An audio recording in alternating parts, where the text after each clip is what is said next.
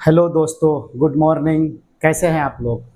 उम्मीद करते हैं आप सब ठीक होंगे और कल का वीडियो ज़रूर देखे होंगे। जो नहीं देखे हैं वो जाके देखिए। जो TRE 4 का अपकमिंग एग्ज़ाम है उसके लिए जो मैथ्स का सीरीज़ है 9th 10th 11th 12th वो सब होगा। और जो उसके नीचे भी अगर मैथ जो सवाल पूछा जाता है चैप्टर वाइज शुरू करेंगे तो उसको भी आप देख सकते हैं। आज जो है हमारे इस सीरीज़ का डे 2 है। अभी हम प्रीवियस ईयर चला रहे हैं। जैसे ही PYQ ख़त्म हो जाएगा, जैसे ही PYQ ख़त्म हो जाएगा हम आपको शुरू कर देंगे चैप्टर वाइज। उसके हिसाब से फिर हम लोग डेली सेट बनाएंगे, सेट के हिसाब से क्वेश्चन करेंगे। हाँ, और अगर जो मतलब कि जो हम पढ़ा रहे हैं उसका भी PDF अगर आप चाहें तो टेलीग्राम में ज्वाइन कर सकते हैं। सारा लिंक नीचे दिया हो रहा है। टेलीग्राम, फेसबुक, इंस्टाग्राम, यूट्यूब का जितने भी चैनल है उन सबको फॉलो कर सकते हैं हमारे, और वहाँ जुड़ सकते हैं। डेली का जो है नोट्स और सीट्स जो बोर्ड पे बनाते हैं वो आपको मिल जाएगा टेलीग्राम में। तो टेलीग्राम आप ज्वाइन कर लीजिए। जैसे हम लोग कल किए थे आपका शायद 84 नंबर क्वेश्चन, आज 85 से हम लोग देखेंगे। ठीक है,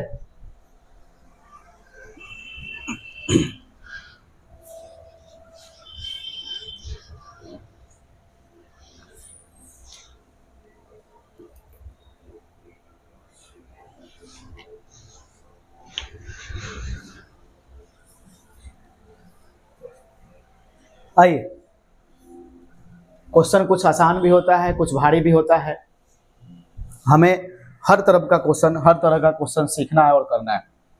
जैसे यहाँ पे हमारा cos square theta by sine theta plus sine theta.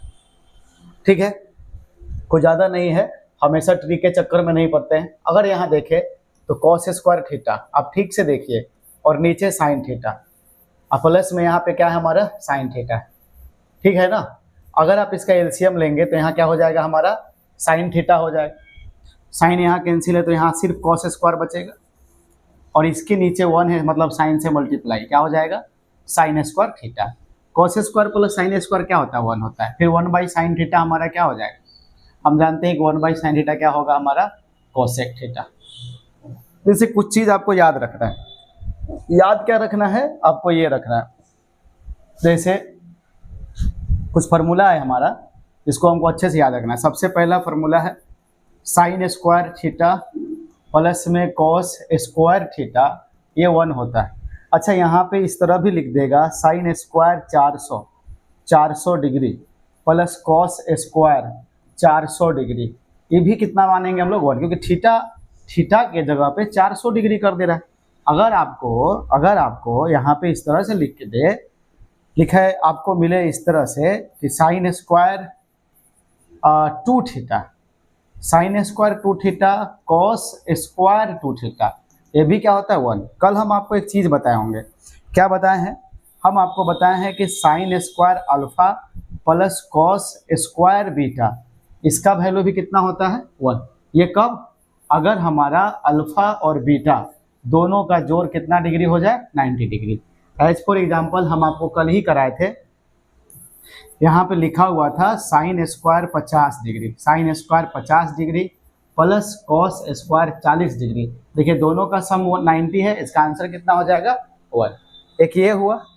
फिर और भी फार्मूला है हमारा, वो क्या है sec square theta minus tan square theta equal to क्या होता है 1। टेन को उधर ले जाएंगे तो हमारा सेक स्क्वायर थीटा फार्मूला बनता है 1 प्लस टेन स्क्वायर थीटा। अगर टेन उधर ही रखते हैं, सेक स्क्वायर के साथ -1 को ले आते हैं, तो सेक स्क्वायर थीटा माइनस क्या हो जाएगा 1। इसी का जस्ट हमारा एक भाई है कॉसेक स्क्वायर थीटा। क्या है? Cosec square theta minus cot square theta equal to 1। 2 formula इसमें बनेगा, बना लीजिएगा। ठीक है, ये आपको कुछ छोटा छोटा फार्मूला आपको ध्यान रखना है। आइए हम और कुछ फार्मूला लिखते हैं। आप ये देखे होंगे, चलिए फिर क्वेश्चन में करेंगे, टाइम लग जाएगा ज़्यादा। अगला क्वेश्चन देखिए, आ ही गया आपका, टाइम लगना ही था, यहाँ पे मिल गया आपका 1 minus sine theta by 1 plus sine theta. ऐसे तो 10th में हम लोग इसको खूब याद कर लेता है बच्चा लोग, आप इसको एक बार समझ लीजिए। अगर ये आपको लिखा हुआ मिले 1 माइनस में साइन थीटा और बाई में 1 प्लस में साइन थीटा, बनाने का तरीका क्या है इसका कि इसका जो है हम बीच में माइनस कंजुगेट से ऊपर नीचे क्या करते हैं, रेशनलाइज, जिसको परिमेयकरण कहते हैं। मतलब उससे क्या होता है, उसमें हम ये करेंगे कि ये 1 माइनस साइन थीटा, नीचे 1 प्लस साइन थीटा है। आप क्या करेंगे, ऊपर मल्टीप्लाई करेंगे 1 माइनस साइन थीटा से और नीचे मल्टीप्लाई करेंगे 1 माइनस, ऊपर नीचे दोनों का, ये बीच में जो है इसका साइन बदल के ऊपर नीचे मल्टीप्लाई कर देंगे। ऐसे करने से क्या होगा, ये हमारा बन जाएगा 1 माइनस साइन थीटा का होल स्क्वायर और नीचे क्या बन जाएगा, वो a plus b a minus b, 1 minus में क्या होगा साइन स्क्वायर थीटा। अभी जो पीछे फॉर्मूला पढ़े हैं ये हमारा अंडर रूट क्या है, 1 माइनस में साइन थीटा का होल स्क्वायर, अब आई में हमारा क्या होगा, और 1 माइनस साइन स्क्वायर होता है cos square, 1 minus sine square क्या होता है कॉस स्क्वायर थीटा। इसको निकालेंगे तो 1 माइनस साइन थीटा रूट से बाहर, और ये हमारा क्या कॉस थीटा, कॉस से दोनों में भाग लेगा, 1 by cos theta minus sine theta by क्या कॉस थीटा। और आप जानते हैं 1 by cos sec, sine by cos क्या होता है टेन होता है ना, यानी कि सेक माइनस टेन, ये हो गया। अब आपको हम बता देते हैं, ये क्वेश्चन जब आपको दिखे, ये आपको जहां भी दिख जाए, आपको कुछ नहीं करना है, इतना बिल्कुल नहीं करना है, आप ही देख लीजिएगा एक बार। इसमें करना कुछ नहीं है कि अगर आपको कहीं पर मिल जाए सिर्फ और सिर्फ ये सिर्फ और सिर्फ आपको मिल जाए ये 1 माइनस में साइन थीटा और ये 1 प्लस में साइन थीटा, डायरेक्ट क्या रखना है, इसको सीधे निकाल देना है 1 माइनस में साइन थीटा और नीचे कर देना है कॉस थीटा, बस ये याद रखिएगा, 1 माइनस साइन थीटा और नीचे क्या कर देना है कॉस थीटा। ये हमारा हो जाएगा 1 बाई कॉस थीटा माइनस में साइन थीटा बाई क्या कॉस थीटा। 1 बाई कॉस क्या होता है सेक थीटा होता है, और साइन बाई कॉस क्या होता है टेन थीटा होता है। अगर यही चीज आपको ये दिख जाए, अंडर रूट आपको दिख जाए 1 माइनस में कॉस थीटा और फिर 1 प्लस में कॉस थीटा, ऊपर माइनस तो नीचे प्लस होगा, डायरेक्ट ऊपर वाला को डायरेक्ट बाहर निकाल दीजिएगा और कॉस को साइन बना दीजिएगा, फिर हमारा ये क्या हो जाएगा, ये 1 बाई साइन थीटा फिर माइनस कॉस थीटा बाई क्या साइन थीटा। बोले कोई दिक्कत है?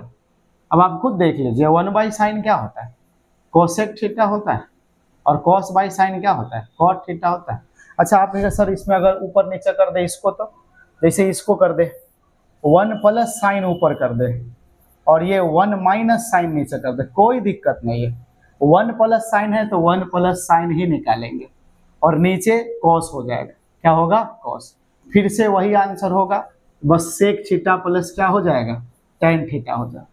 और उसी तरह से यहाँ पे कर दे 1 प्लस में कॉस थीटा बाई 1 माइनस में कॉस थीटा, तो 1 प्लस कॉस को 1 प्लस कॉस ही निकाल दीजिए, ट्रिक हो गया। और यहाँ 1 माइनस कॉस क्या होता है साइन थीटा हो जाएगा, 1 बाई साइन हमारा कोसेक थीटा हो जाएगा और कॉस बाई साइन हमारा क्या हो जाएगा कॉट थीटा हो जाएगा। तो ये हमारा 4 लाइन है, 4 ये इंपॉर्टेंट क्वेश्चन बनता है, इसको देखिएगा जरूर, ये बहुत अच्छा और इंपॉर्टेंट सेक्शन है इसका।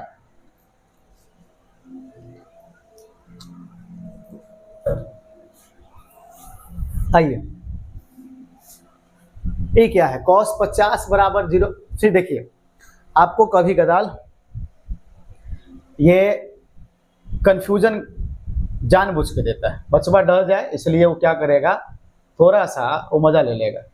आप इतना ध्यान रखिएगा कि साइन 50 वो cos 40 के बराबर, यहाँ 90 पूरा होना चाहिए बराबर होगा। अगर यहाँ साइन 30 करते हैं तो यहाँ cos 60 करना पड़ेगा, अगर यहाँ साइन 80 करते हैं तो यहाँ cos कितना करना पड़ेगा 10 करना पड़ेगा। अगर यहाँ साइन आप 98 अगर 90 करते हैं, क्या करते हैं 90, तो यहाँ cos 0 डिग्री, सब पे डिग्री चढ़ा दीजिएगा। अब देखिए ना cos 50 दिया हुआ है और साइन 40 पूछ रहा है, तो साइन 40 भी तो cos 50 है ना होगा, तो इसका आंसर कितना हो जाएगा यही हो जाएगा। आइए cos 90 प्लस साइन 0 cot 30, ये वैल्यू रख लीजिएगा, आपको वैल्यू पता होगा, सारा वैल्यू डाल दीजिए, cos 90 का रख दीजिएगा, साइन 0 का दीजिए, cos 30, सिंपल क्वेश्चन आप खुद कर सकते हैं। आगे साइन, अच्छा ये इंपॉर्टेंट क्वेश्चन है, ये एसएससी का फेवरेट क्वेश्चन है, तो जो एसएससी का फेवरेट है, हर एग्जाम का फेवरेट होने वाला। आ जाइए इसको देखिए, अगर आपको साइन ए प्लस में साइन स्क्वायर ए पूछ रहा हुआ, तो जानते हैं अगर कॉस बनाएंगे तो यहाँ कॉस स्क्वायर देगा और यहाँ पावर कॉस का 4 कर देगा, कॉस 4a कर देगा और प्लस दोनों का आंसर 1 होगा। इसका भी आंसर रट ही जाइए इसको, या ट्रिक भी देख लीजिए। अगर यहाँ कॉस कॉस तो यहाँ साइन साइन हो जाए, अगर ऊपर कॉस कॉस कर दे तो नीचे साइन साइन करके देगा। बनाने का तरीका क्या है कि इसका वैल्यू पूछ रहा है ना। अच्छा इसको देखिए, ये क्या है हमारा, यहाँ अगर आप देखिए यहाँ लिखा हुआ है साइन ए प्लस में sine square a equal to 1। अच्छा आप यहाँ देखिएगा तो साइन ए इक्वल टू कितना हो जाएगा, 1 माइनस में साइन स्क्वायर ए लिख सकते हैं, उधर जाएगा माइनस में। फिर हम कह सकते हैं कि सर साइन ए जो होगा वो क्या हो जाएगा सर, कॉस स्क्वायर ए हो जाएगा। आ जाइए आपको जो वैल्यू निकालना हो किसका निकालना है, कॉस स्क्वायर ए प्लस में कॉस का पावर 4। कॉस स्क्वायर पर साइन ए लिख सकते हैं, और जब कॉस स्क्वायर ए साइन है तो पावर 4 करेंगे तो साइन स्क्वायर ए नहीं हो जाएगा। क्वेश्चन में इसका वैल्यू कितना दिया, 1, इसी वजह से वो कितना हो जाता है, 1 हो जाता है।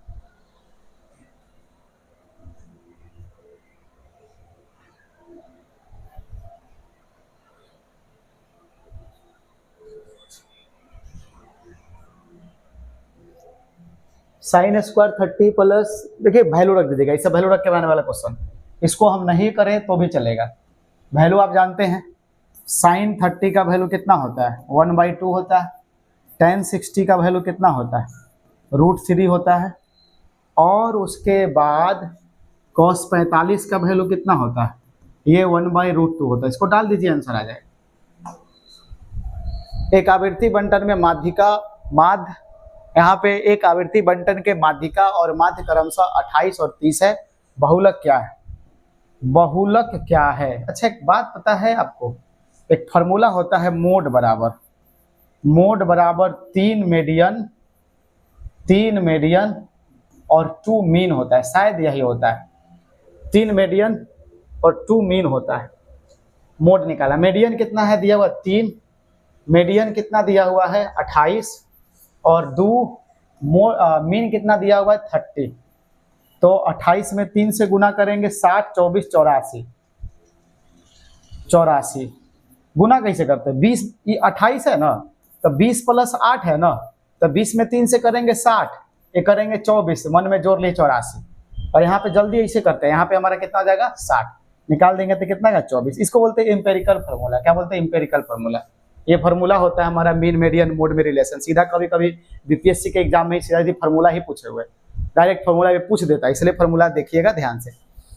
आगे है प्राकृत संख्या समुच्चय से लेना एक संख्या जो 2 और 3 द्वारा विभाज्य हो। देखिए ऐसा जब सवाल आए ना, खैर ये तो सवाल अंग्रेजी में ज्यादा रहता तो सही, क्योंकि यहाँ पे थोड़ा सा कंफ्यूजन डाले हुए है कि एक प्राकृत संख्या समुच्चय से लेना एक संख्या जो 2 और 3 द्वारा विभाज्य हो का प्रायिकता क्या होगा। अच्छा देखिए हम बताते हैं आपको, ये थोड़ा सा अलग क्वेश्चन है। यहाँ पे प्राकृत संख्या तो बहुत बड़ा होता है, बहुत होता है। अगर प्राकृत संख्या हम बात करें तो 1 से शुरू करते हैं, 1 2 3 4 5 6 7 8 .12 18 .24 .30 .36 ऐसे होता है।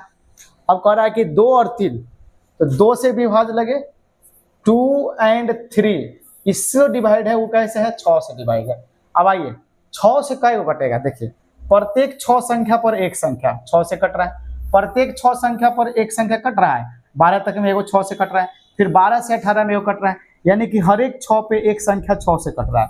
हर एक 6 पे एक संख्या कैसे कट रहा है 6 से, क्या इसका आंसर कितना हो जाएगा 1/6 हो जाएगा। जिस तरह से क्वेश्चन पूछा है बच्चा कंफ्यूज हो जाता है, लेकिन इसको ध्यान रखिएगा, अलग चीज है ये। एम जीएम और एचएम, बस एम बड़ा जीएम बड़ा एचएम बड़ा, सबसे सिंपल रिलेशन है कि सबसे बड़ा एम फिर जीएम फिर एचएम। आप एम जानते होंगे, जीएम जानते होंगे, एचएम जानते होंगे। क्या होता है हम बताते हैं। जैसे क्या होता है देखिए कि मान लेते ये 2 है, 2 जोड़ दिए 4 बन गया, 4 बन गया, 6 बन गया, 8 बन गया, 10 बन गया, 12 बन गया। तो ये अगर देखे तो समान समान जोड़ रहे हैं ना, बोल नहीं रहे, जोड़ रहे हैं। आ जाइए अब यहाँ देखिए, ये एपी में है, ये अर्थमेटिक प्रोग्रेशन। अगर गुना करें 2 दूना 4, 4 दूना 8, 8 दूना 16, 16 दूना 32, अब 32 दूना 64, 32 दूना क्या है 64। तो ये सर एचपी में हो, सॉरी जीपी में हो जाएगा। किस में हो जाएगा? जीपी में हो जाएगा। और इसी को उलट देते हैं, 1/2, 1/4, 1/6, 1/8, 1/10, तो इसको लिखेंगे एचपी में। किस पे लिखेंगे? एचपी में। AP, GP, HP. ये जो सब में मिड टर्म होता है, दो के बीच में जो ये होता है, दो के जो बीच में ये होता है उसको एएम बोलते हैं, और इसमें जो दो के बीच में होता है उसको जीएम बोलते हैं। इसको क्या बोलते हैं? जीएम बोलते हैं। और इनके जो दो के बीच में होता है उसको क्या बोलते हैं हम लोग? एचएम बोलते हैं। तो एपी, जीपी, एचपी से एएम, जीएम, एचएम निकलता है। खैर उतना आप पढ़ेंगे चैप्टर में तो हम लोग देख सकते। फिर से वही आ गया क्या? अभी तो किए है ना इसको, ये भी किए हैं, रिपीट लगा दिए। अच्छा, पहली n प्राकृत संख्याओं के वर्गों का माध्य क्या? पहली n प्राकृत संख्याओं के वर्गों का माध्य क्या है? कितना क्वेश्चन लगा के दिया है? 40।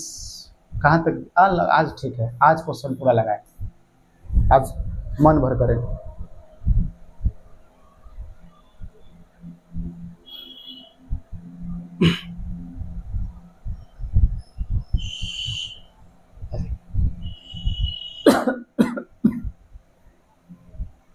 आइए देखिएगा थोड़ा सा, यहाँ पे पहली n प्राकृत संख्याओं के वर्गों का माध्य मान क्या? अच्छा, ये माध्य जो होता है तो कैसे निकालते हैं? आपको अगर जैसे मान लेते हैं कि कोई संख्या लिखा हुआ है 1, 2, 3, 4, 5, अगर इसका माध्य निकालना है तो माध्य मतलब एवरेज, सबको जोड़ दीजिए, सम और डिवाइड करिए, टोटल का एगो है, टोटल नंबर का एगो है। जैसे 1 + 2 + 3 + 4 + 5 और सम हो गया, उसके बाद टोटल 5 गो है तो 5 से डिवाइड कर दीजिए। टोटल 10 होता है तो 10 से डिवाइड करते, 20 होता है तो 20 से डिवाइड करते। तो हमको माध्य मतलब एज इट इज एवरेज ही कह सकते हैं। यहाँ पे वो साफ साफ कह रहा है कि प्रथम n प्राकृत संख्या के वर्गों का योग, वर्गों का माध्य कितना? अच्छा, वर्ग जो है वो 1 से शुरू होगा, 1 का स्क्वायर, 2 का स्क्वायर, 3 का स्क्वायर, 4 का स्क्वायर, 5 का स्क्वायर और dot dot dot dot last में कहा n का स्क्वायर। तो इसका जो सम होगा, वो जो सम होगा वो फॉर्मूला होता है n × n + 1 और 2n + 1, अब बाई में क्या होता है 6। और अगर माध्य निकालना है, इसका क्या निकालना है? माध्य। n × n + 1, 2n + 1 को डिवाइड किससे करेंगे? 6, और डिवाइड करेंगे n से, n से n कट जाएगा तो आंसर कितना बच जाएगा? n × n + 1 और 2n +। अब आपके लिए होमवर्क है, कमेंट कीजिएगा कि इसका क्या होता है सम। अगर हम 1 का क्यूब प्लस 2 का cube, 3 cube dot dot dot n cube, इसका सम जरूर बताइए आप, इसका सम बताइए हम। आगे 6 पासे फेंक कर 6 अलग अलग फलक प्राप्त करने की प्रायिकता क्या है? 6 पासे फेंक कर 6 अलग अलग फलक प्राप्त करने की प्रायिकता क्या है?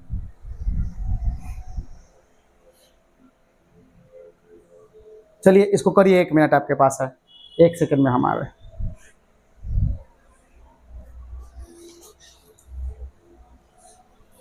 लाइट आज ठीक है, बीच में थोड़ा सा ब्राइटनेस है।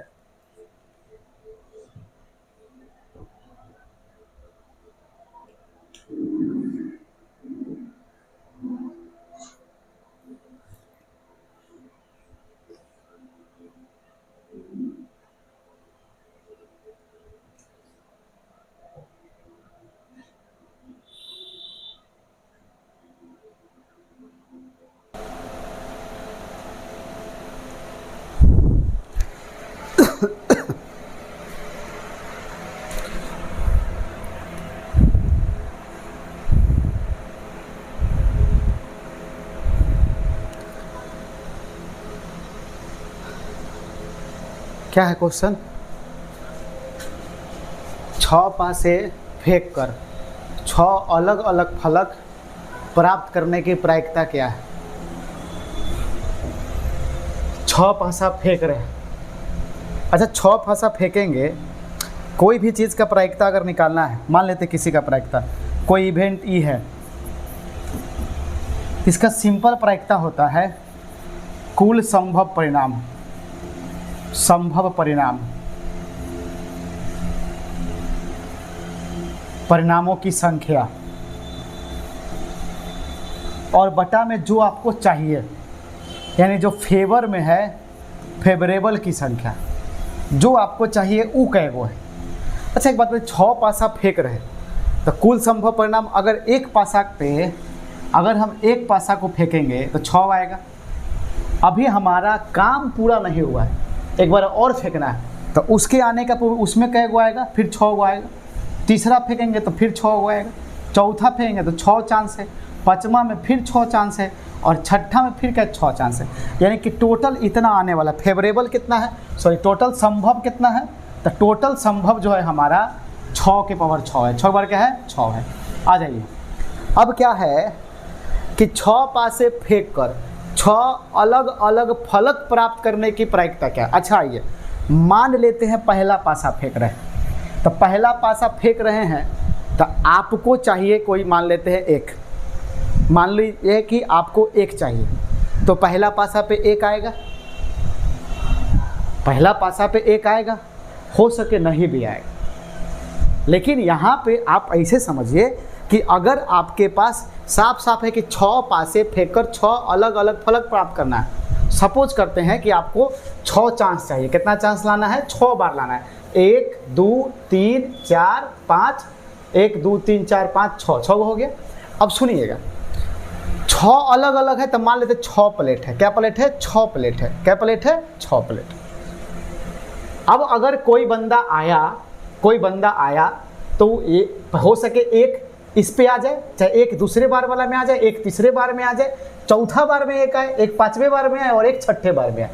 यानी 1 अगर हम 1 से शुरू करते तो 1 कहाँ आ सकता है। तो सर 1 के लिए जो जगह है, मान लेते हैं 1 पहला बार हम 6 बार लूडो का गोटी फेंक रहे हैं, हो सके पहला बार में 1 नहीं आए, दूसरे बार में आए, तीसरे बार में आए, चौथे बार में आना 1 के बार है, हम 1 ही बार काउंट करें, हमको अलग अलग पासा चाहिए, अलग अलग फेस चाहिए, तो 1 के लिए जगह कितना बचेगा 6। लेकिन अगर अब 1 बचेगा तो आपके पास 5 बार फेंकिएगा, तो अब जिसका भी चांसेस बनता है 5 बार में से किसी 1 बार आएगा, यानी कि 5 चांस बन गया कि हो सके, अगर मान लेते कि हमको 2 चाहिए, 2 यहाँ ना मिलके यहाँ ना मिलके यहाँ ना मिलके यहाँ मिल गया, हो सके यहाँ भी मिल सकता है, हो सके यहाँ भी मिल सकता है, यहाँ भी मिल सकता है, यहाँ कहीं एक जगह, यानी कि उसके जगह पर कितना है 5। फिर अगला के लिए कितना जगह बचेगा 4, उसके लिए 3, उसके लिए 2, उसके लिए कितना 1, यानी इतना ही फेवरेबल, कितना है इतना ही फेवरेबल, तो उसको क्या बोलते हैं फैक्टोरियल 6। क्या बोलेंगे फैक्टोरियल 6 का आंसर कहाँ है हमारा पहला आंसर। और अगर इतना डिटेल में इसको पढ़ना है, हम प्रोबेबिलिटी शुरू करेंगे। हम अभी एक और क्लास लेने में उसमें प्रोबेबिलिटी से ही शुरू करेंगे। 12th का एक बैच है जिसमें हमारा कुछ बच्चा जो ऑफलाइन था वो ज़्यादा रिक्वेस्ट किया कि हमको सर प्रोबेबिलिटी हम लोग को पढ़ा दीजिए एग्जाम से पहले, वही प्रोबेबिलिटी का क्लास आपको करना है, जो वो हम कराएंगे 11th 12th दोनों पढ़ा देंगे, उसको आप उसका वीडियो हम डाल देंगे, सब क्लियर हो जाएगा सर। आगे, एक सिक्के को 2 बार फेंककर कम से कम 1 सिर प्राप्त करने के, 1 सिर देखिए सिक्का को 2 बार फेंकते हैं, सिक्का अगर आप 2 बार फेंकिएगा तो हो सके हेड आएगा, हेड टेल आएगा, टेल हेड आएगा और टेल टेल आएगा। इतना ही है आपका फेवरेबल, यानी सॉरी जितना संभव है, इससे ज़्यादा चांसेस संभव नहीं है, इससे ज़्यादा चांस संभव। अरे यार माइक का हम नॉइज़ नहीं कैंसिल किए थे।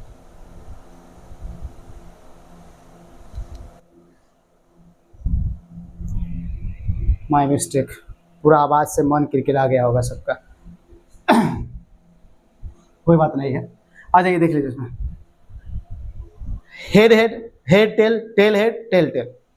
इससे ज़्यादा 2 सिक्का फेंकने पर यही चांस हो सकता है, हो सके पहला पर हेड आए, दूसरा पर भी हेड आ जाए, पहला पर हेड आए, दूसरा पे टेल हो जाए, पहला पर टेल, दूसरा पर हेड, पहला पे टेल, दूसरा पे टेल, दोनों पे टेल।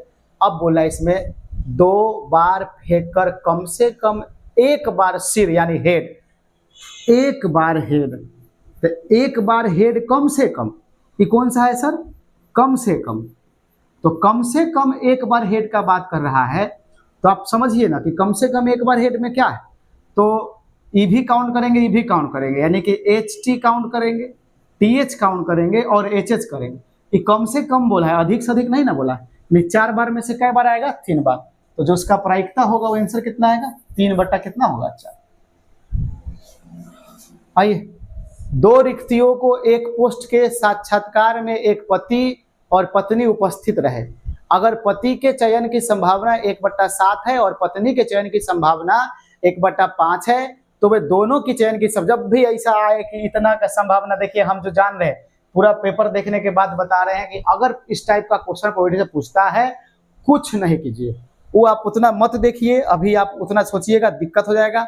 आप क्या करिए कि वो 1/7 है और वो 1/5 है, तो आप क्या करना, यहाँ पे सीधा सीधी बात है कि दोनों, आप यही देखिए कि अगर दोनों पास होगा, दोनों की चयन की संभावना क्या है। यहाँ पे एओ का चयन का बात नहीं कह रहा है, दोनों की चयन का संभावना कह रहा है। यानी कि याद रखिए इंटरसेक्शन, ए यूनियन बी पूछ, ये क्या होता है? पीए इंटू पीवी। क्या होता है? पीए इंटू पीवी। एक का प्रायिकता 1/7, दूसरे का प्रायिकता 1/5, तो 1 कितना हो जाएगा? 35। ठीक है, आगे ए द्वारा किसी प्रॉब्लम को हल करने की प्रायिकता 1/2 है और बी की 2/3 है, तो प्रॉब्लम हल हो जाने की प्रायिकता, प्रॉब्लम हल तभी होगा जब दोनों प्रॉब्लम हल कर देगा। ये भी वही सवाल हुआ, प्रोबेबिलिटी ए इंटू बी पूछ रहा है, तो प्रोबेबिलिटी ए और प्रोबेबिलिटी यहाँ लिखेंगे बी, 1/2 1/3, तो कितना हो जाएगा? 1/6।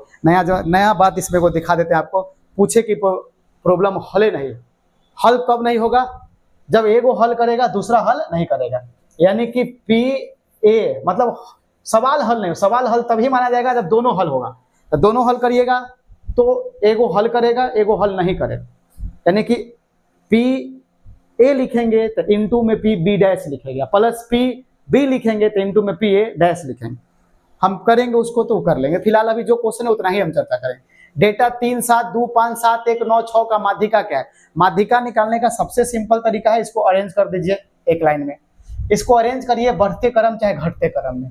तो बढ़ते क्रम या घटते क्रम में अगर हम अरेंज करते हैं तो किसको अरेंज करेंगे? आप देखिए ना थोड़ा सा, अगर हम अरेंज करते हैं तो हमारा हो जाएगा सर एक है, एक के बाद सर दो है, दो के बाद तीन है, चार है, चार नहीं है, 5 है, 5, 6 है, 6, 7 है, 7 2 बार है, फिर 8 है, 8 नहीं है तो सीधा 9 है। अब आइए ये बढ़ते घटते क्रम में लिख दिया, अब इसमें बीच में जो पड़ेगा वही माध्यिका हो जाए। अब आप सीधा सीधी निकाल सकते हैं कि जब इस तरह से लिखे हुए हैं माध्यिका हम ऐसे निकाल सकते हैं। अब देखिए 1 2 3 बीच में हमारा कौन पड़ रहा है? यहाँ हमारा 4 और यहाँ हमारा क्या है? 4, इनके बीच में हमारा आना पड़ेगा। ये हमारा क्या हो जाएगा? 5 + 6 बटा में कितना 2, यानी 5.5। लेकिन सर यहाँ पे एक चीज है जो रिपीट हो रहा है 7 क्या उससे कोई फर्क पड़ेगा? उससे कोई फर्क पड़ेगा कि नहीं पड़ेगा? आप हमको जरूर बताइए। आइए, यदि प्रत्येक वृत्त की त्रिज्या 1 सेंटीमीटर है और छायांकित क्षेत्र का क्षेत्रफल ज्ञात कीजिए। प्रत्येक वृत्त की त्रिज्या 1 सेंटीमीटर है, छायांकित क्षेत्र का क्षेत्रफल ज्ञात कीजिए। आपको हम वो बात बता रहे हैं, जो इस तरह से फिगर बना हुआ है। अब देखिए सारा सर्कल का सेंटर यहाँ होगा, अपना अपना सेंटर है।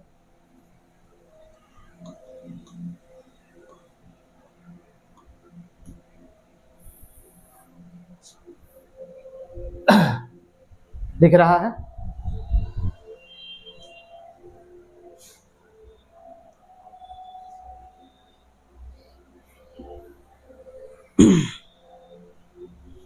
आ जाइए, एक यहाँ पर सेंटर है, एक यहाँ पे सेंटर है, एक यहाँ पे सेंटर है। जानते हैं इसको मिलाएंगे ना, इसको मिलाएंगे देखो वर्ग बनेगा।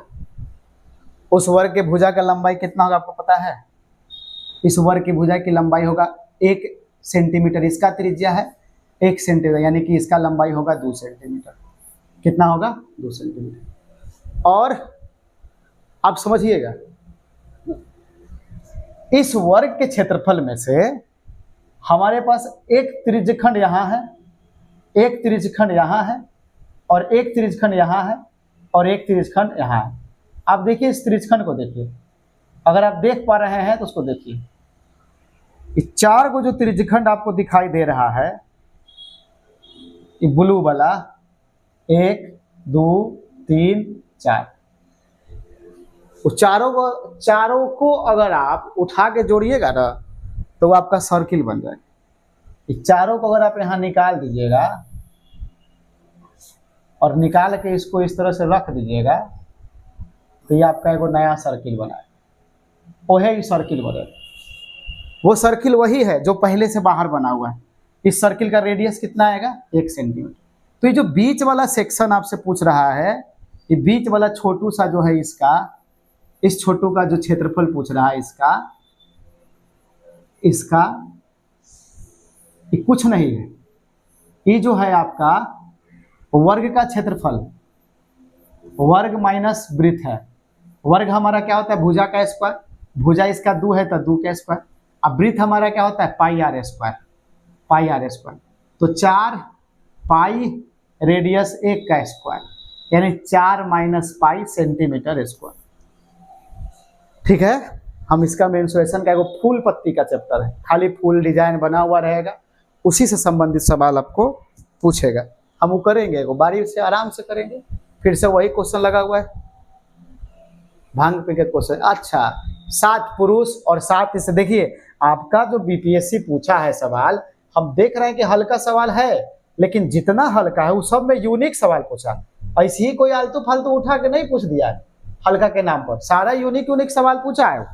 देखिएगा इसमें, यहाँ पर इसमें ये कह रहा है आपको कि 4 पुरुष और 7 स्त्री ने एक काम को पूरा करने में 60 दिन लेते हैं, तो उसी काम को पूरा करने में 8 पुरुष और 7 स्त्री कितने दिन लेंगे?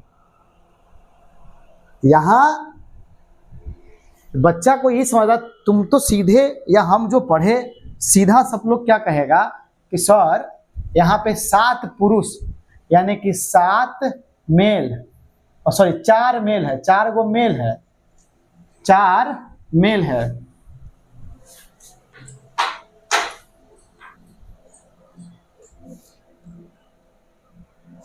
पानी लग गया था। 4 मेल और 7 फीमेल कितना दिन में कर रहा है? 60 दिन में। और आप बराबर में लिखिएगा 8 पुरुष यानी 8 मेल और 7 फीमेल, इसको कितना दिन में करेगा? D D D D D, वही डी का मान निकालना है। तो मेल और फीमेल का तो इफिशियंसी क्षमता पता ही नहीं है, मेल और फीमेल का क्षमता तो नहीं पता है। और जब तक मेल और फीमेल का क्षमता नहीं पता होगा, ये चैप्टर नहीं बनेगा। जानते हैं इस सवाल में क्या करना था? इस सवाल में मेल और फीमेल को बराबर मानना था। आप मान सकते हैं कि जितना काम मेल करेगा उतना ही काम कौन करेगा? फीमेल करेगा। इसका मतलब सीधा बात है, 7 4 मिला के कै गो? 11 गो। 11 मेल कै दिन में? 60 दिन में। इन्हें हमारा 8 7 मिला के कितना? 15। तो 15 मेल कितना दिन में करेगा? सेम काम डी, मेल से मेल कट गया, अब 15 से 4 बार में कट जाएगा, तो डी कितना हो जाएगा? 44। डी कितना हो जाएगा? 44, यानी कि 44 दिन में करेगा। अरे 44 दिन नहीं है, देख लेते, 11 60 15 15 चौके 60, यानी कि उपयुक्त में से कोई नहीं। आइए, एक आदमी एक वस्तु को 25% लाभ पर बेचता है। यदि उसने इसे 20% खरीदा होता और इसे 10.50 हानि पर बेचा होता तो उसे 30% लाभ प्राप्त होता। तो उस वस्तु की लागत क्या है? सीपी क्या है? समझिएगा, यहाँ क्वेश्चन में थोड़ा सा गलती है, बीपीएससी का लिखा हुआ क्वेश्चन में गलती है। ये क्वेश्चन बीपीएससी के साइट से डाउनलोड किया हुआ है। 20% कम में खरीदा होता, 20% यहाँ पे करना है, 20% कम में खरीदा होता, 20% कम में खरीदा होता। अगर 20% कम में खरीदा होता तब का बात हम कर रहे हैं। आइए समझते हैं इसको बना। हम यहाँ क्या करेंगे कि अगर 20% कम में खरीदने का बात कर रहा है तो आज ये बात समझिए, इस टाइप के क्वेश्चन करते कैसे। यहाँ पे कह रहा है कि एक आदमी एक वस्तु को 25% के लाभ पर बेचता है, चुपचाप आप यहाँ लिखिए सीपी, यहाँ क्या लिखिए सीपी। 100 का सामान है, 25% के लाभ पर यानी कि प्लस 25 रुपया, कितना बेच दिया इसको 125, ये हो गया एसपी। क्लियर है, क्लियर है। अब कह रहा है कि इसे 20% कम में खरीदा होता, यानी पहले ही बंदा सामान को कितना में खरीदा था 100 में, 20% कम में खरीदने का बात कर रहा है, यानी कि 80 रुपया में खरीदने का बात कर रहा है। समझ रहे हैं कि नहीं समझ रहे?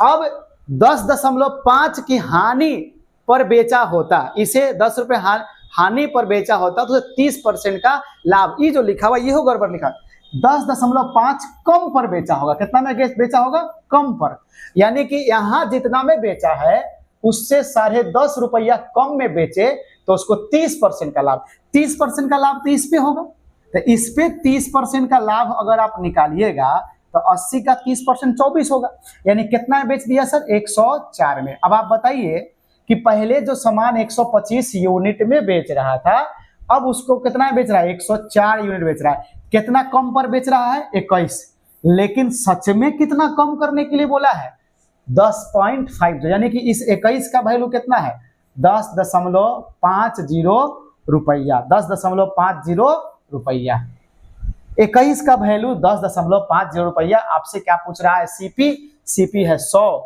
21 का वैल्यू 10.5, 100 का वैल्यू कितना है, सिंपल सा बात है, 21 पचे कितना आता है 21 पचे, यानी कि 21 पचे हमारा होता है 21 पचे 105, यानी 0.5 बार में गुना किया। तो आपसे सीपी पूछ रहा है, सीपी है 100, तो इस 100 का वैल्यू भी कितना आ जाएगा, इस 100 का वैल्यू आ जाएगा 100 में गुना कर दो आप, 100 में गुना कर दो 0.5 से, तो कै रुपया में सामान खरीदा था ये 50 रुपया लागत हुआ उसका, कितना लागत हुआ 50 रुपये।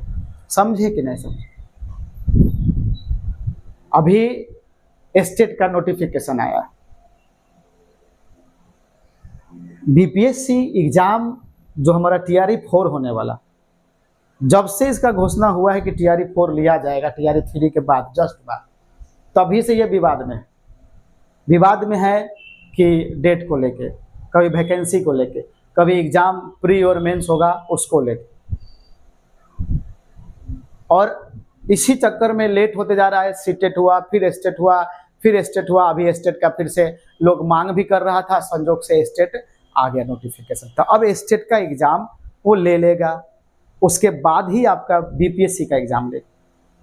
अगर वो जल्दी में ले तो कैसू दिसंबर आ जाएगा हमारा, मे बी इन केस कि दिसंबर में जाके ये एग्जाम ले, और अगर ये सितंबर में एग्जाम लेने वाला है, अब सितंबर स्टेट दे देने के बाद सितंबर अब कहीं से नहीं लग रहा है कि एग्जाम होगा, सितंबर में एग्जाम इसका नहीं होने वाला है, एग्जाम अक्टूबर चला जाए, नवंबर चला जाए, दिसंबर, अक्टूबर भी बोलना बेवकूफ़ी ही होगा, नवंबर सही हो सकता है, नवंबर से ये लेना होगा, ले सकता है,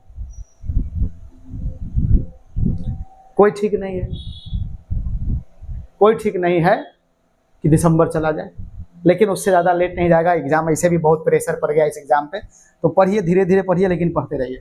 आइए ना इसको क्या करते हैं, ये बड़ा सिंपल सवाल है, अब देखिए इसको, आ जाइए।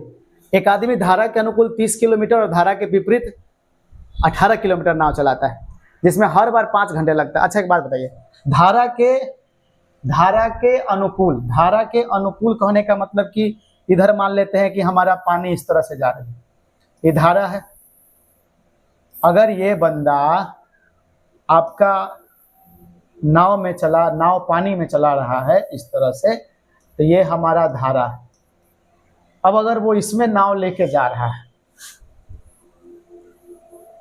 ये हुआ धारा के अनुकूल, तो धारा के अनुकूल जा रहा है 30 किलोमीटर, कितना जा रहा है 30 किलोमीटर 5 घंटा में, तो स्पीड कितना हुआ, स्पीड हुआ 6 किलोमीटर प्रति घंटा। फिर वापस ये बंदा नाव इधर लेके आ रहा है, नाव वो इधर लेके आ रहा है कितना 18 किलोमीटर, 18 किलोमीटर, ये भी फिर कितना में 5 घंटा में। तो अब इसको जो समय लगेगा वो स्पीड जो होगा इसका, अब उसका स्पीड कितना आएगा, तो स्पीड जो होगा 18/5। तो आप इतने समझिए कि मान लेते हैं कि धारा के साथ स्पीड को डी डाउन स्ट्रीम और धारा के विपरीत को यू अप स्ट्रीम।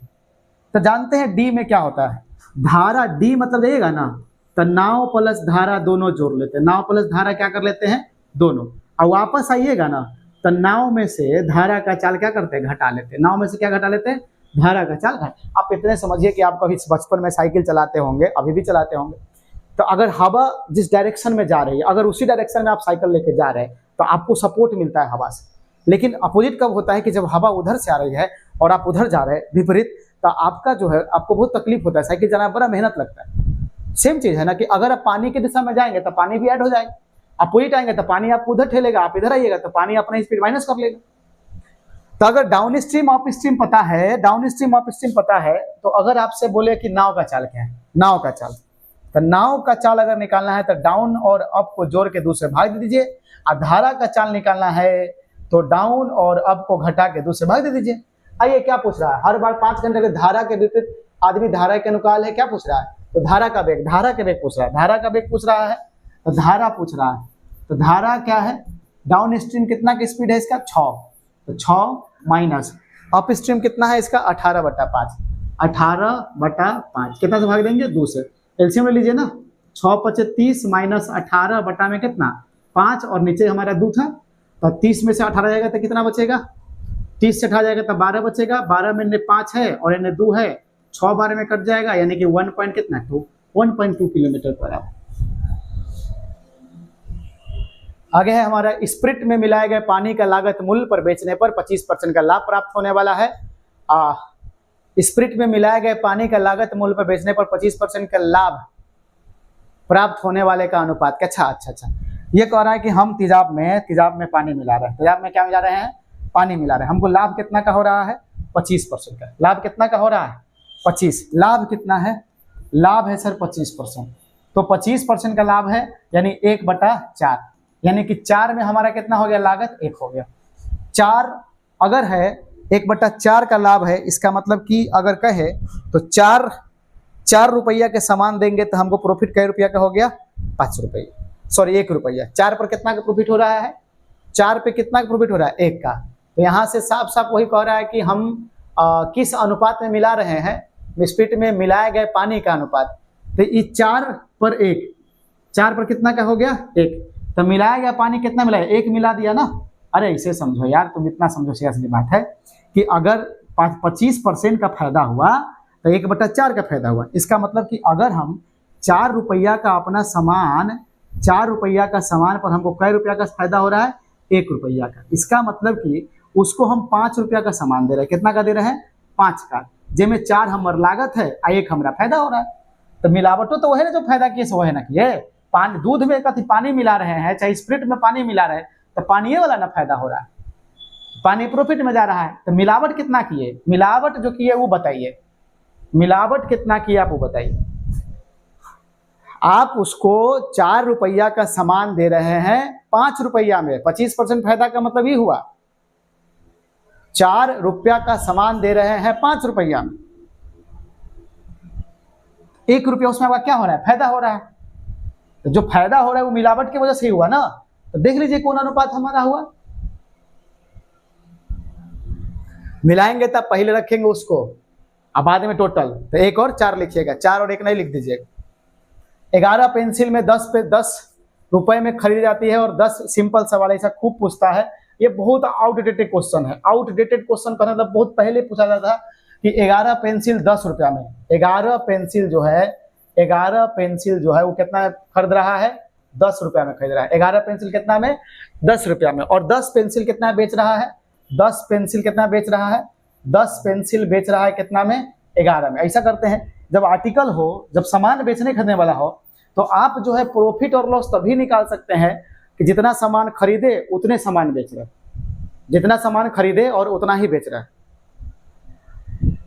जितना सामान खरीदे उतना ही बेच रहे हैं। इसका मतलब है कि सर यहाँ 11 पेंसिल खरीद रहे हैं, आप बेच रहे हैं 10, ये पेंसिल की संख्या को बराबर कीजिए, ये 10 पेंसिल है, ये दोनों को बराबर करेंगे तो ऊपर कितना से गुना करें, 10 से, तो नीचे कितना से गुना, 11 से। तो एकरों में कितना से गुना करें, 10 से, एकरा कितना से गुना, 11 से। अगर आप देखें तो खरीदे कितना का, 100 का, खरीदे कितना का, 100 का, अब बेचे कितना में सर, 121 में। तो 100 का सामान 121 में बेच रहे हैं, तो कै % का प्रॉफिट हो रहा है, 21%। किसी आयत में प्रत्येक आयाम में 100% की वृद्धि होती है तो इसका क्षेत्रफल कितना होगा प्रत्येक आयाम में। देखिए आप समझिएगा, अगर हमारे पास ये आयत है, अगर हमारे पास आयत है, इसको a% बढ़ा दिए, इसको b% बढ़ा दिए, तो जो एरिया होगा वो कितना बढ़ेगा, एरिया बढ़ेगा a प्लस बी प्लस में ए बी बटा 100%।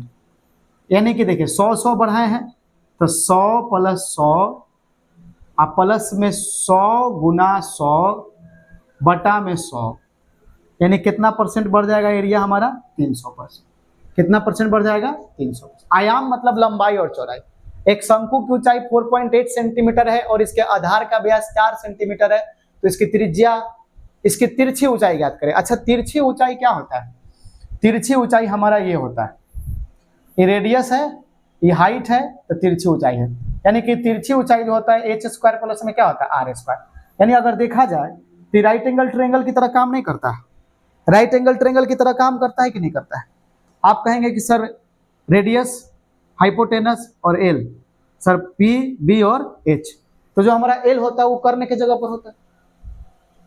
एल हमारा किस पर, कर्ण के जगह पर। आप सुनिएगा, एक शंकु की ऊंचाई, शंकु के क्या है सर ऊंचाई, शंकु की ऊंचाई कितना है 4.8 सेंटीमीटर, और इसके आधार का व्यास यानी कि 2, रेडियस कितना हो जाएगा 2।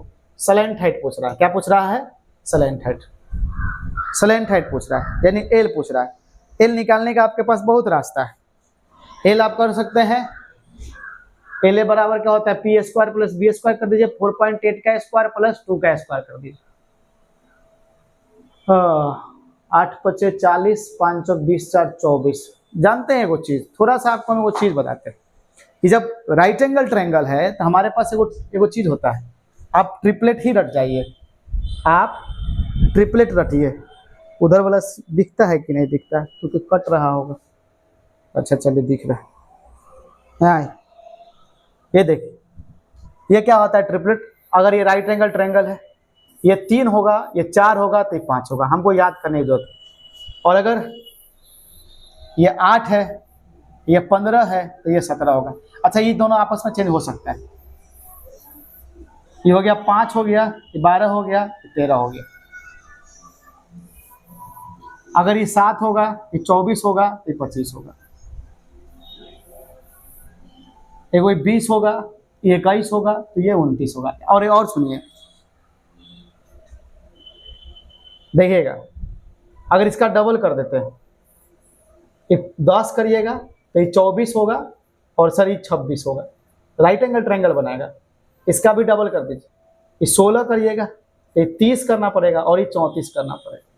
इसका भी डबल कीजिए ना, अगर ये 6 कीजिएगा, ये 8 करिएगा तो ये 10 करना पड़ेगा। इसका डबल अगर करते हैं आप 14 करिएगा, 48 करिएगा तो ये 50 करना पड़ेगा। अगर इसका डबल करिएगा आप, इसका डबल करिएगा तो 40 होगा, ये 42 होगा, और ये 29 दूना 58।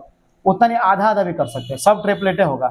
ये 10 होगा, ये 10.5 होगा, ये 14.5 होगा। ये भी हमारा राइट एंगल ट्रायंगल बने। ट्रिपलेट बहुत इंपॉर्टेंट सेक्शन होता है।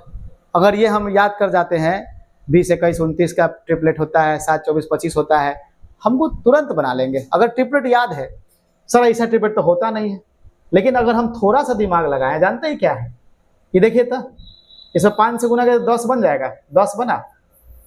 इसमें 5 से गुना करिएगा तो 24 बनेगा, 24 बना, तो 10, 24, यानी सर 5, 12, 13, यानी सर 26 होगा। कितना होगा सर 26। मतलब क्या किया है पता है, आप अगर देखें तो आप अगर देखिएगा तो ये जो ट्रिपलेट था 5, तो यहाँ पे सर जो ट्रिपलेट था हमारा, सर यहाँ देखिए 5 है, कितना सर 5।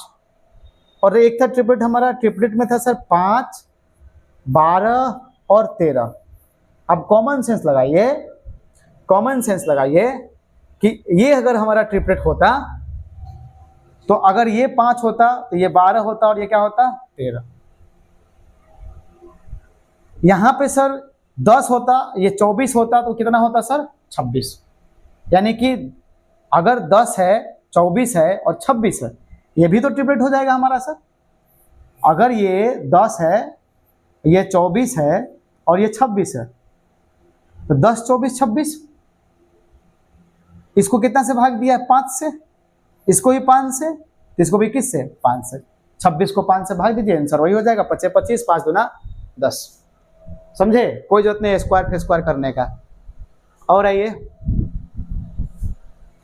एक वृत्त की परिधि एक वर्ग की परिधि के बराबर है तो उसका क्षेत्रफल का अनुपात कितना? देखिए वृत्त का परिधि ये हमारा हो गया, ये हमारा वृत्त हो गया। अरे ठीक है, ये वृत्त हो गया। और उसके बाद एक हमारा इधर स्क्वायर ले रहे, ये स्क्वायर ले लेते हैं। आ जाइए, अब ये क्या कर रहा है? वृत्त की परिधि और वर्ग की परिधि बराबर हो तो क्षेत्रफल का अनुपात बताइए। सुनिएगा, अभी क्षेत्रफल का जो अनुपात होगा वो क्या होगा हम वो भी देखेंगे। इसका क्षेत्रफल जो होगा पाई आर स्क्वायर होगा और इसका जो क्षेत्रफल होगा भुजा का स्क्वायर होगा। भुजा का स्क्वायर होगा यानी भुजा का स्क्वायर होगा, है ना। अभी हमारा इसका परिधि दोनों का क्षेत्रफल का अनुपात यही होने वाला, पाई आर स्क्वायर और इसका भुजा का स्क्वायर। अब यहाँ पे पाई रहेगा, रेडियस का मान रख देंगे, ए का मान रख देंगे, हमारा काम हो जाएगा। अनुपात है तो आंसर ऐसे भी लिख सकते हैं, पाई आर स्क्वायर बाई में ए स्क्वायर।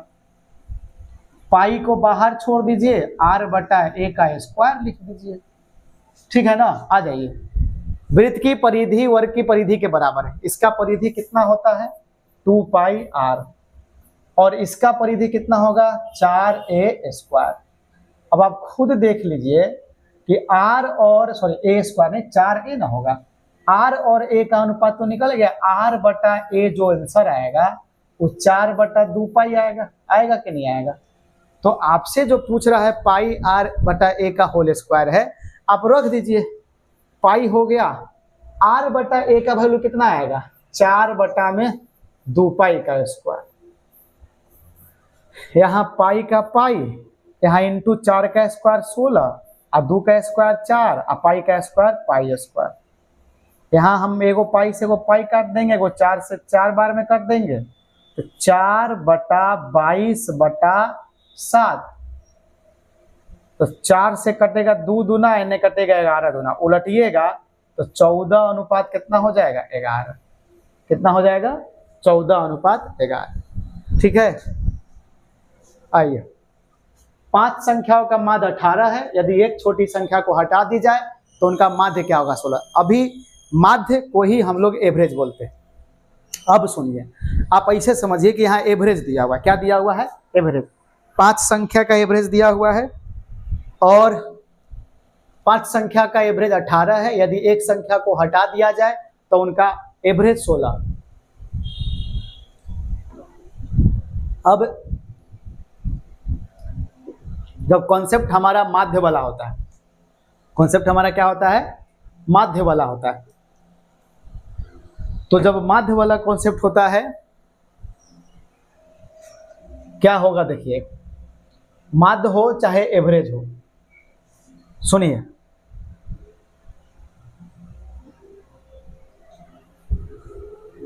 अगर ए बी सी डी और ई इन सब को मिला के अगर एवरेज जो है, एवरेज मान लेते हैं 10 है। अब इसमें एक नया बंदा जोड़ दिए जिसका मान 10 है, एवरेज पे कोई फर्क नहीं पड़ेगा। एक नया बंदा निकाल दिए जिसका मान 10 है, एवरेज पे कोई फर्क नहीं पड़ेगा। यानी कि आप जब ग्रुप में किसी को शामिल करते हैं, आप जब इस ग्रुप में किसी को शामिल करेंगे तो एवरेज के बराबर वैल्यू वाले को अगर लाओगे, एवरेज में कोई फर्क नहीं पड़ेगा। एवरेज से कम वैल्यू वाले को निकाल दोगे तो भी एवरेज में कोई फर्क नहीं पड़ेगा। सॉरी, एवरेज के बराबर वैल्यू वाले को लाओगे और निकालोगे तो एवरेज में कोई फर्क नहीं पड़ेगा। लेकिन एवरेज से ज्यादा वैल्यू वाले को या कम वैल्यू वाले को लाओगे या निकालोगे तो एवरेज में फर्क पड़ जाएगा। क्या फर्क पड़ेगा वो देखिए, यहां पे 5 संख्या का एवरेज कितना है? 18। 5 संख्या का एवरेज कितना है? 18। यदि एक संख्या को हटा दिया जाए तो उनका माध्य कितना है? उनका हटा दिया जाए तो उनका माध्य 16 हो गया। यानी कि जो बंदा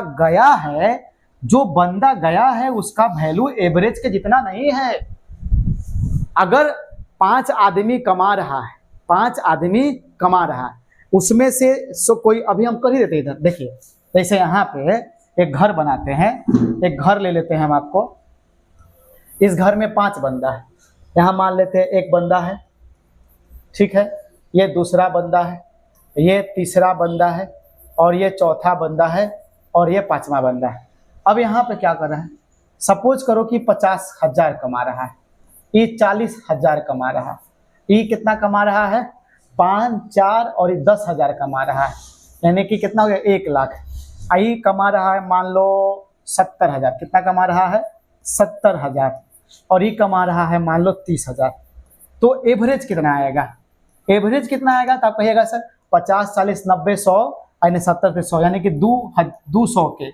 अब ये 200 के को कितना से भाग दीजिए, 5 से भाग दीजिएगा, 5 आदमी है तो 5 से यानी कि 40, यानी एवरेज कितना आएगा, 40।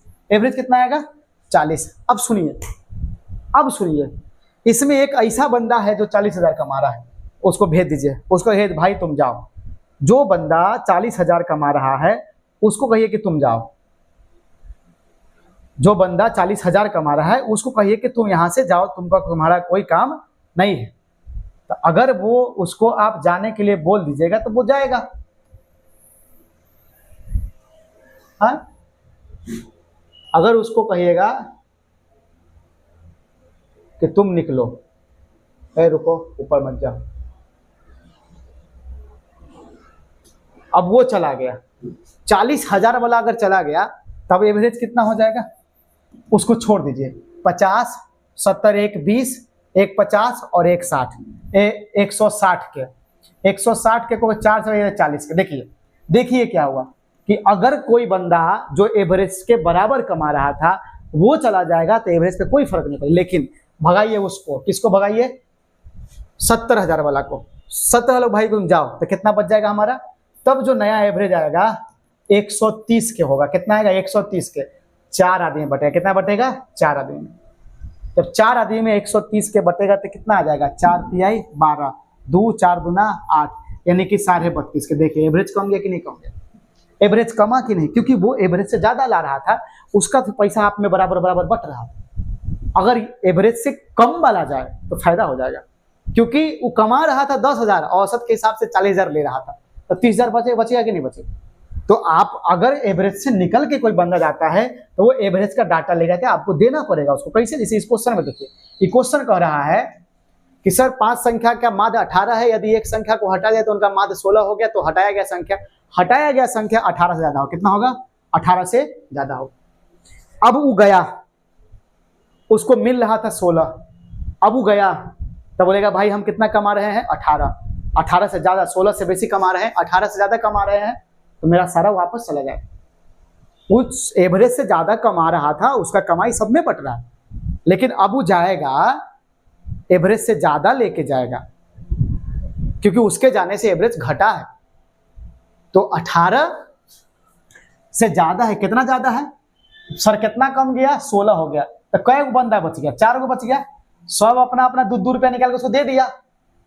18 मिल रहा था सबको, हम गए लेके तो सबका 16, यानी कि सब 2 को निकाल के दिया होगा, चारों मिलके, तो 4 गुना कितना हो जाएगा, 2, यानी कि 18 प्लस में 8 कितना आ जाएगा, 26, यानी कि वो बंदा का वैल्यू कितना है, 26। उसके जाने से कितना खत्म हो गया, 26 खत्म है, क्वेश्चन नहीं है 111 कहाँ तक लगा दीजिए, बस ये आज का लास्ट क्वेश्चन। ए का 80%, बी का 50%, तो बी ए का x%, तो x का मान गया था। सुनिए, आइए, ए का 80%, यानी ए का 80/100, 80%, अब बराबर में कितना, बी का 50, यानी कि बी का 50%, और बी ए का x% है, बी जो है ए का कितना परसेंट है, बी जो है ए का x% है। आप क्या करिए कि a गुना x/100 लाइए, तो जो बच जाएगा हमारा पता चल जाएगा कितना है, यानी कि b को 1 के रूप में कन्वर्ट कीजिए ना, छोड़िए ना, क्या इसको इधर ले आइए, यानी हमारा इधर बी है, ए गुना, इसको उठा के इधर लाइए, तो ए गुना 80 अब बटा में कितना 50 हो गया। और यहाँ पे हमारा क्या है सर बी, परसेंट से परसेंट काट लिए। अब इसको प्रतिशत में चेंज कीजिए आप, यानी ए गुना 80 बटा 50 कितना से गुना करेंगे 100 से, अब बराबर में कितना आएगा बी, कितना बार कटेगा 2 बार में, यानी हो जाएगा ए का 160% बराबर कितना है बी, तो यही x का मान है, x का मान कितना हो जाएगा सर 160। ठीक है, इसमें और कुछ क्वेश्चन है 80 70 से यानी 150 क्वेश्चन में से मोटा मोटी 40 और क्वेश्चन बचा हुआ है, वो 40 क्वेश्चन का वीडियो हम कल करेंगे। फिर 11 12 का क्वेश्चन करा देंगे, TRE 3 TRE 2 और TRE 1 जो प्रीवियस ईयर क्वेश्चन है वो सब करा के 10 वो क्लास होगा। 10 क्लास के बाद हम फिर आपका लेके आएंगे बैच चैप्टर वाइज। तब तक आप इसको देखिए, डेली वीडियो मिलेगा। और जो भी जान पहचान है अगर ठीक पढ़ा रहे हैं हम तो आप इसको शेयर कीजिए, सब्सक्राइब भी करवाइए और लोगों तक वीडियो को पहुंचाइए ताकि और भी आपके जैसे लोगों को फायदा हो जाए। दुनिया पढ़ाने वाला भरा हुआ है, उसमें हम भी पढ़ाने वाले हैं, तो मुझे भी सब्सक्राइब कर लीजिए और मुझे भी सपोर्ट कर दीजिए। फिर मिलते हैं अगले वीडियो में, तब तक के लिए जय हिंद जय भारत।